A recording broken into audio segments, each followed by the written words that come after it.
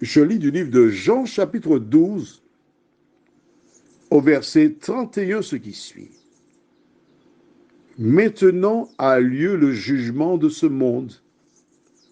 Maintenant, le prince de ce monde sera jeté dehors. Prions. Notre Seigneur et notre Dieu, nous nous retrouvons ce soir encore avec ta parole en main. La parole qui nous éclaire, la parole qui nous guide. Que le Saint-Esprit nous aide à comprendre ce que nous lisons, afin que nous puissions appliquer la parole dans nos vies, nous t'en prions. Au nom de Jésus et pour ta gloire éternelle. Amen. Alors, cette référence biblique, apparemment, arrive comme un cheveu sur la soupe.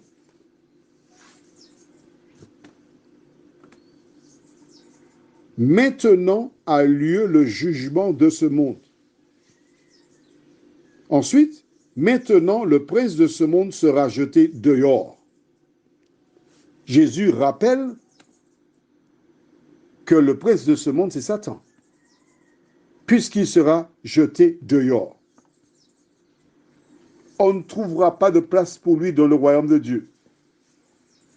Comment comprendre cela? Certaines personnes te disent que le jugement aura lieu. Au livre de Actes des Apôtres, la Bible déclare, car il a fixé un jour où il jugera le monde. Or, Jésus nous dit que maintenant, il ne parle pas de l'avenir, il dit maintenant a lieu le jugement de ce monde.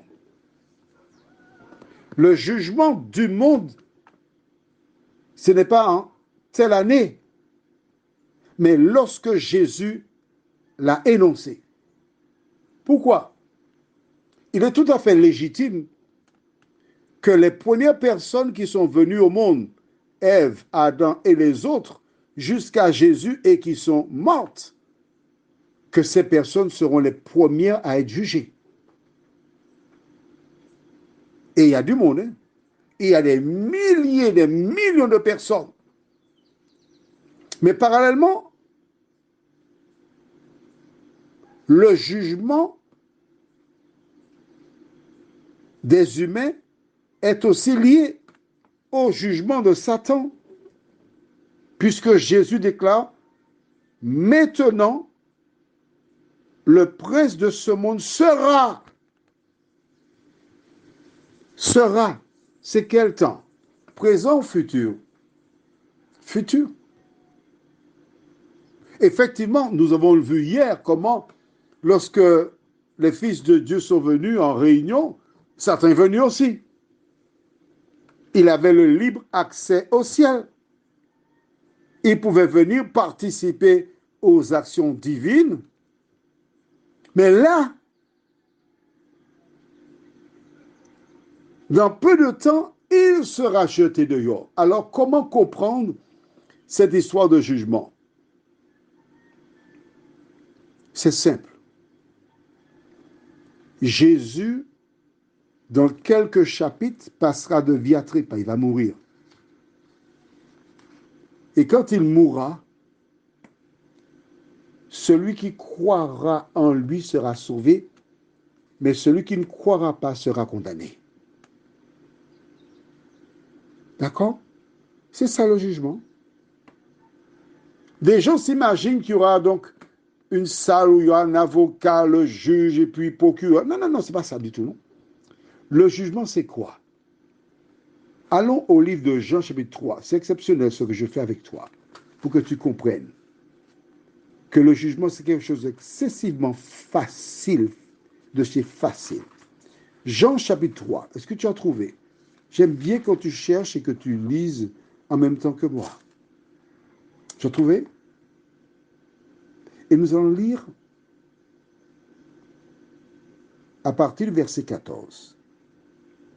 Et comme Moïse éleva le serpent dans le désert, il faut de même que le Fils de l'homme soit élevé, afin que quiconque croit en lui ait la vie éternelle. Quand tu crois en Jésus, tu as la vie éternelle. Attention, on continue. Quand tu as la vie éternelle, il te faut garder la vie éternelle. Il faut marcher en nouveauté de vie.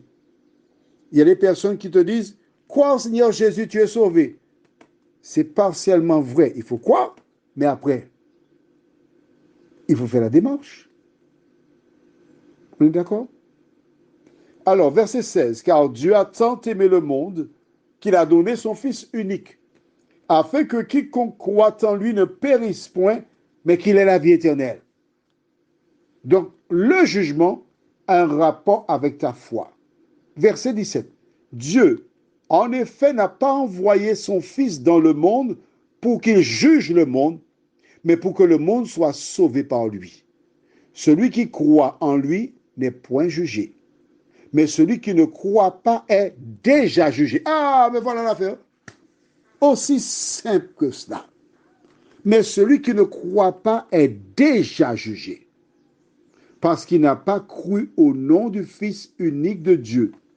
Et ce jugement, c'est que la lumière étant venue dans le monde, les hommes ont préféré les ténèbres à la lumière, parce que leurs œuvres étaient mauvaises. Car quiconque fait le mal est la lumière, et ne vient point à la lumière, de peur que ses œuvres ne soient dévoilées. Je vais faire un petit changement, d'accord? La lumière, c'est quoi? La lumière, c'est Jésus. Alors, je vais lire verset 20 autrement. Car quiconque fait le mal est Jésus. Est, haïr, H-A-I-T. Et ne vient point à Jésus, de peur que ses œuvres ne soient dévoilées.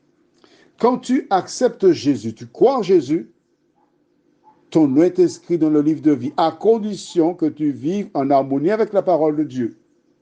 Quand tu rejettes Jésus, c'est toi-même qui as fait le choix, ton nom est transféré dans le livre de mort et c'est terminé. Aussi simple que cela.